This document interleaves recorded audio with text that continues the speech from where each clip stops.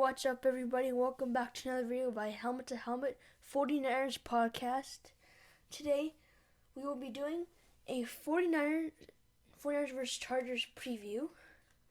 And let's get started.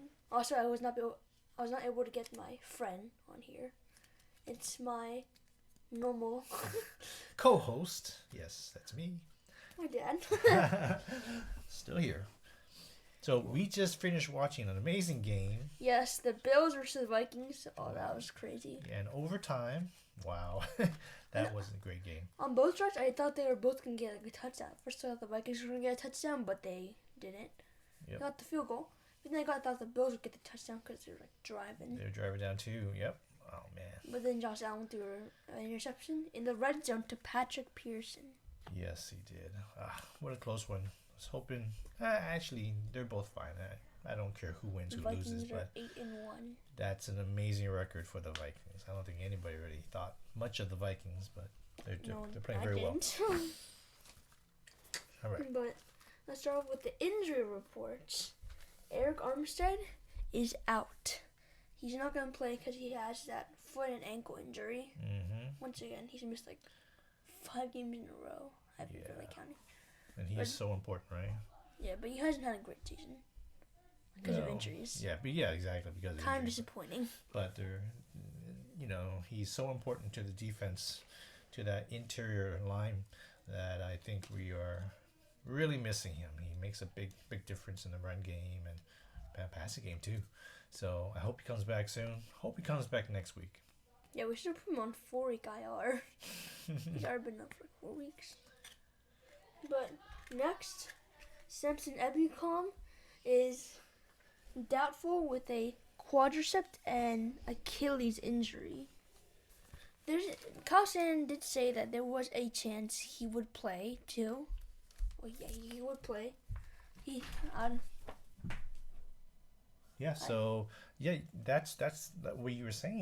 It was pretty surprising that somebody who's doubtful has a chance of playing, like you were saying. I've never experienced that. Yeah, but I think Shanahan said that Ebukam has been through this type of injury and played through it, even though right now it might not seem like he is, but then day of, he might feel like he's up for the game. So yeah, we don't know the actives or inactives, but hopefully he is one of the actives. Oh yeah, definitely. He's important. He's very important on opposite of Nick Bosa.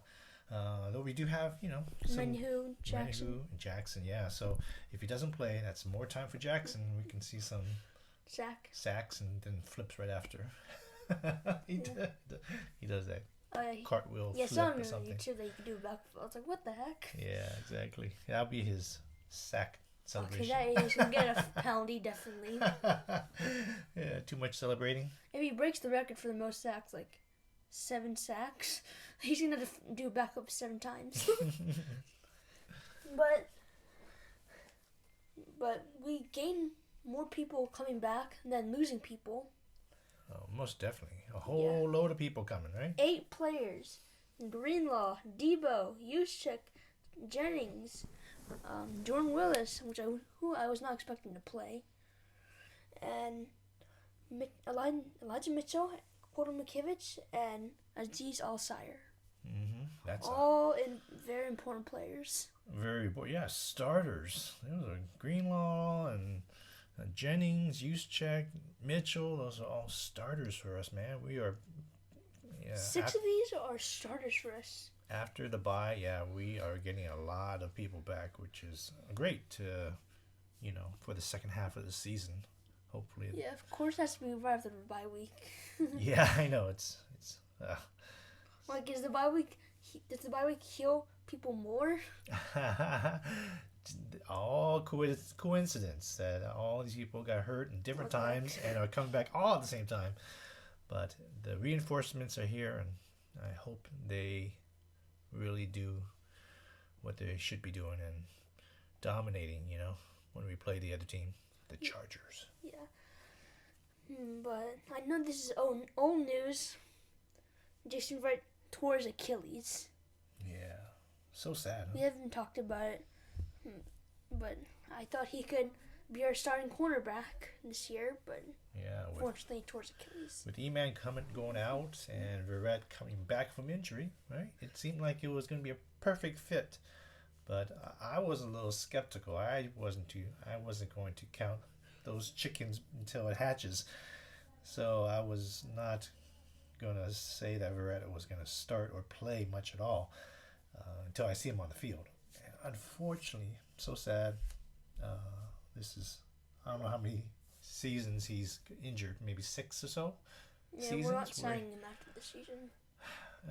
Truthfully, I think he should just retire because going through rehab so often, it just breaks your heart. Yeah, he's gonna miss a lot of next season too. So Yeah, I think he should just retire. He's tried many times, more than any other regular person would, and he just keeps getting hurt. And this was a non-contact injury too. He was just trying to stop, I think, and cover somebody, and there you go. It's over. yeah, they don't have the actual footage. I was Yeah. curious to see it, but they don't have the footage. Sad for him. Well, hopefully people were saying that maybe he could get into coaching. He could be the doctor for us. Doctor? Yeah, Yeah, I think you have to go to school for that. he go to school just to be our doctor. Doctor, he knows a lot about injuries. Yeah. Yeah, he knows how to rehab. He's done more of that than playing football, unfortunately. Okay. Yeah, this is the Chargers injury report. They are going to be missing Keenan Allen, their number 1 receiver, really good. Mike Williams, the number 2 receiver, who is also really good, and Justin Hopkins. Who? He's the Chargers kicker, Okay. and the backup kicker apparently last week won Special Teams Player of the Week. So So not much of a downgrade there, I guess. But the loss of the 2 receivers is pretty big. But I don't think they've played a whole lot. Keenan Allen maybe only played 2 games, maybe very little. So they've survived, and they have a 5-3 record, even with those injuries. So they can survive with their 3rd, 4th, and 5th I remember last week. receivers. Yeah, the receiver got over 100 yards. Yeah, man. I mean, Herbert can do it. yeah, exactly. Herbert has an arm. He's But he got has the a rib legs. injury, though. And yeah, he's playing through injury too. So it's not going to be a cakewalk. I wouldn't expect it. We have to play our best. But with what we have on defense and everything we have on offense, we should be able to, That's what we Beat expect the all the Chargers. time. exactly. But we couldn't beat the Falcons, and we had a lot at the time there. Yeah. We dug ourselves a small hole in the beginning of the season. Hopefully, we can dig ourselves out of it and get a winning record going from here on out. What else is happening with the Niners? Well, there are rumors that the 49ers will sign Odell Beckham Jr. What? No. We could sign him. It's a Yeah. possibility. Yeah, I did see that. There's a report saying that he plans on signing with a team by the end of November. So he's going to choose a team by the end of November. Will it be us? Is he even healthy to play? I would imagine so. People would not Really? be talking to him if he couldn't play. So I'm assuming that he will be recovered. Is he going to be in football shape without having to play football or practice much? With pads on and stuff? I don't know. It might be a while. We might be talking about playing in December and playoffs. Basically, that's what he's shooting for. He's shooting for a team that's going to make it to the playoffs and Which is us. probably the Super Bowl. So He could join. If he joins the Eagles, I swear I would be so mad. he's a gun for hire, basically. He's like whoever he gets to choose. It's a pretty nice gig for OBJ to just choose. I'll choose this team because I think they're going to the Super Bowl, so I can get another ring. So it's pretty nice of him that he can pick and choose the best team, who has a chance to go to the Super Bowl. So Yeah, also like the Vikings too. He can go there. they probably As a don't third need him, wide though. receiver, See, that'd be scary. exactly. He could be a third receiver, second or third receiver, I'd say. But he'd want to get some balls thrown to him. If it's too many people, like the Niners, I think we have too many people on offense to give the ball to. I don't know if he'll want to come here if he's like the fifth or sixth option after, I don't know, Kittle, Debo, Ayuk, McCaffrey, Mitchell. So we have a lot of great players. So unless I think somebody gets injured, I don't know if we're going to sign LBJ. Yeah. And how much playing time do you think Elijah Mitchell will get? Oh, that's a great question. Last week, McCaffrey got like all the touches. Shanahan likes to give the workhorse running back. He ran Mitchell like crazy last year too. If he finds a running back, he just keeps going with that same guy. But now, that's Shanahan's way. I would say, if I go by what Shanahan's been doing historically, I would say Mitchell probably gets like 5 or 6 carries. Instead of 50-50, I would say maybe 5 or 6 carries. I hope they go more into like a 60% to CMC and 40 to Mitchell. I think that would be a good balance.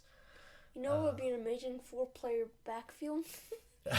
Except for What, Juszczyk? You gonna count Juszczyk in the backfield? Yes. Okay. In the front, it'll be Juszczyk and Debo. That's a crowded backfield. Actually, no, Elijah Mitchell. The quarterback's in the middle. Juszczyk's on the right. Elijah Mitchell's in the left. And the back of Elijah Mitchell is Debo, and the back of Kyle Juszczyk is CMC.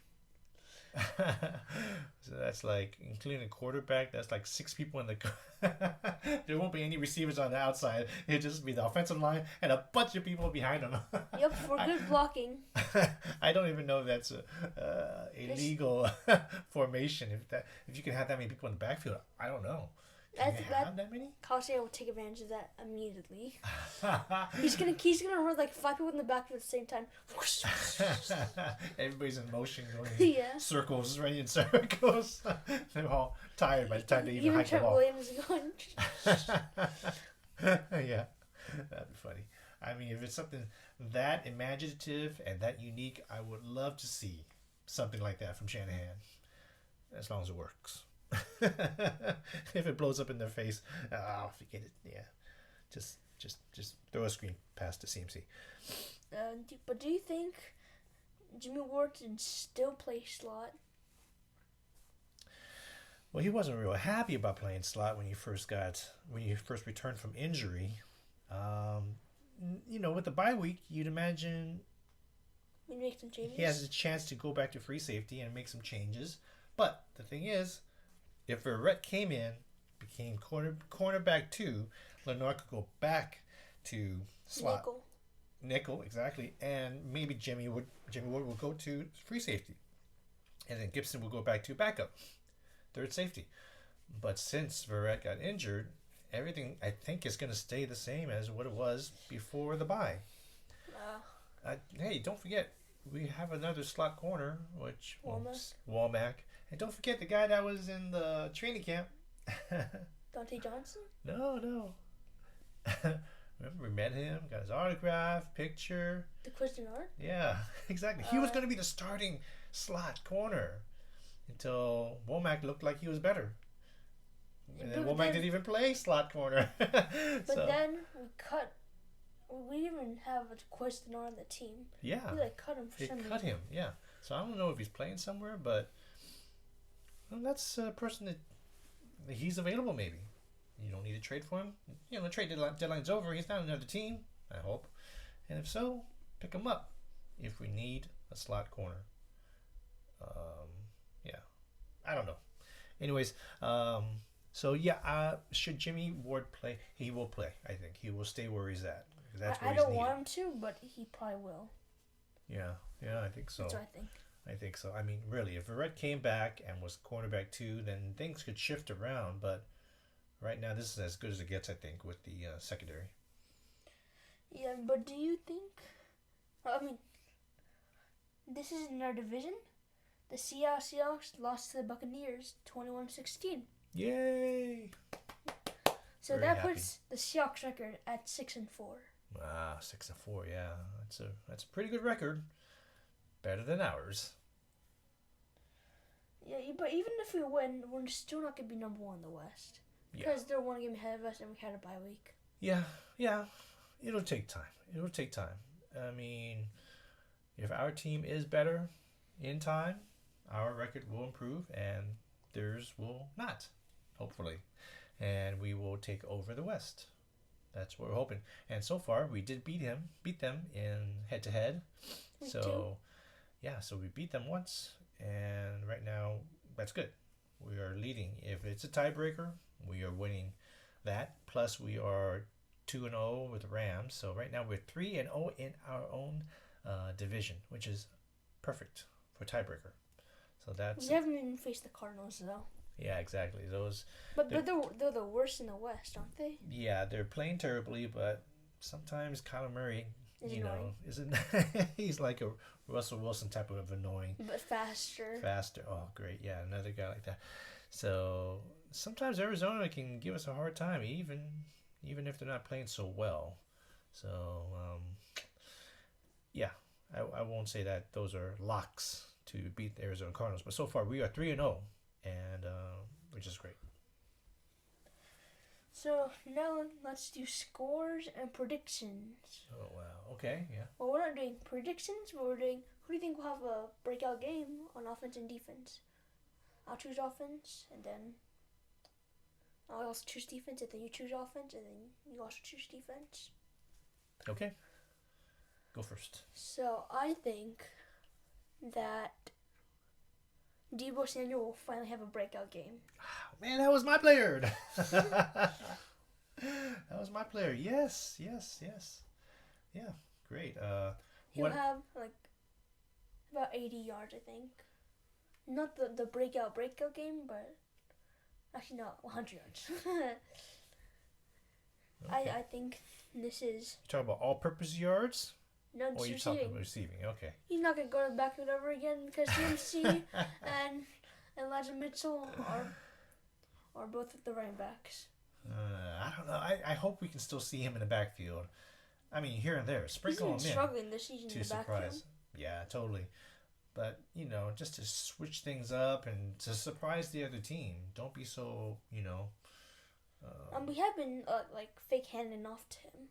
Yeah, that's fine too. But if he's going to be in there less, throw him in there now and then. Yeah, surprise the defense. Keep him off guard. That's what I would say. So, okay, for me, for offense, I was going to say Deebo Samuel too. I heard that the defense that the Chargers use is the same type of defense that the Rams use. And you know how Deebo plays against the Rams defense. So this is a great time for him this week It's his against the match. Chargers. It's a great matchup. Like yeah, exactly. And he's had 2 weeks off, rested, getting healed, and he's gonna be hungry to do something. Especially CMC coming in and making the big plays. He wants to be the playmaker too. I want to see Deebo out there playing well and making some big plays. And I'm thinking over 100 yards receiving too, maybe about 20 yards So rushing. you're choosing Deebo too? I'm choosing Deebo too. Yes. Yeah. Okay. Second player I would have chosen for offense if you won't allow me to have the same player No. would be CMC, and that's a gimme right there. So Yeah, worst run defense, right? yeah, worst run defense. They Chargers allow over 5 yards a 5.7, carry. I think. My God. So that's great. And man, with Mitchell too, if he has the juice to juke and move and break tackles like he used to, this would be a great game. Hopefully, Okay. So For defense for me, defense, huh? I'll choose someone a bit different. I'm choosing Dre Greenlaw. Ah, oh, nice one. Very good. Yeah. I think he'll lead the team in tackles. He'll also get an interception. Woo-wee. Yeah, that's great. In Okay. his comeback game, I think he could do it. That's a great call. That's He a was the great call. leader in tackles, but now Fred Warner is. After this game, it will be Dre Greenlaw again. Top 20 tackles this season. Oh man, that's a great choice.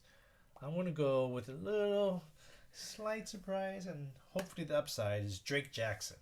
I'm hoping he will break out 2 sacks this game. He's gonna get a lot more playing time, and we're gonna see what this young guy has in his arsenal to get some sacks. Sacks not everything. Quarterback hurries and hits and pressures and stopping the run are very important too. So and deflections. He's really good deflecting. Yes, yeah, he's had a couple, right? At least. Chris Jones 2.0. So I think because Ebukam could be out, that gives Drake Jackson the window, the extra play time that he can show what he can do. Tom Amazing is probably gonna be in front of him. It's gonna be tough. Justin Herbert is not an easy guy to take down because he's pretty quick and slippery. He can run. So, but Drake Jackson can run too. So we'll see. But I'm hoping for some more from Drake Jackson in this game coming up. Yeah, that's good picks for you. I like them. Let's do the final one. Scores. Okay. All right. I haven't really thought about it, so you can go first. I predict this will be a high-scoring game. 38 to 31. That's what I think. Oh, wow. Okay. Yeah. Let's see. I'm going to give the Niners 31 to 20. Okay. So I'm looking for 4 touchdowns, 1 field goal kick by Gold. And hopefully we break Austin Eckler's 1 touchdown per game streak. Yes, exactly. That's true. It's a very 10 good point. touchdowns already. It's week 10. Their biggest weapon offensively, besides Herbert, is Austin Eckler. So yeah, like you said, if Dre Greenlaw can have a great game, and we can pound him and stop him. But receiving too. Another one-on-one matchup is Derwin James versus George Kittle. Oh, we'll see yeah, how that plays out. I'm surprised Derwin James is not injured. Wow, he's playing all the way until this week. Well. Huh? Well, that's okay. Okay, that's good. That's good. So, that's my. I'm hoping that we keep the Chargers below 20 points. That's what I hope our dominating defense. And we get 25 points. At least, yes. Yeah, looking for a good win here after the bye, and we're getting all the reinforcements. I'm hoping for a good win.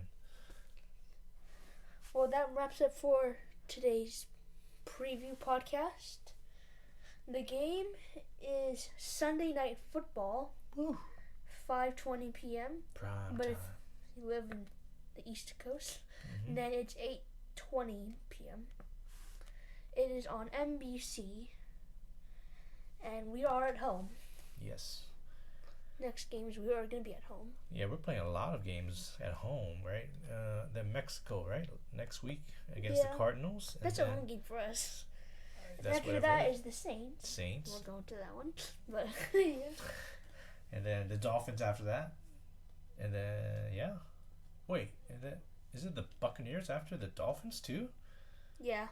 That's 3 home games in a row? Yeah.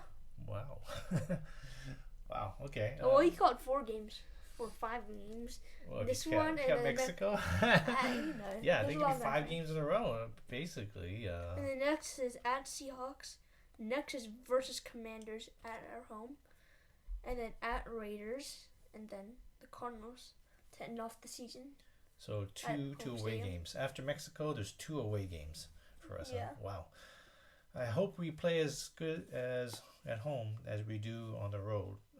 Well, historically, we played pretty well on the road. We do? Yeah. It doesn't feel like we do, actually. Well, this season, maybe not. But other seasons, we had a good road record. Anyways, yeah. So this is one of many home games to come.